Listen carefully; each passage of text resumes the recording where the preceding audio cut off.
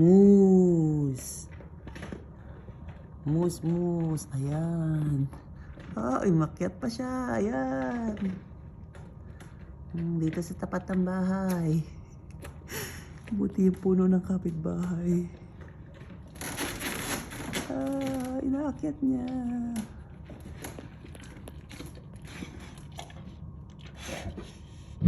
Look at that, Rover. Ayun.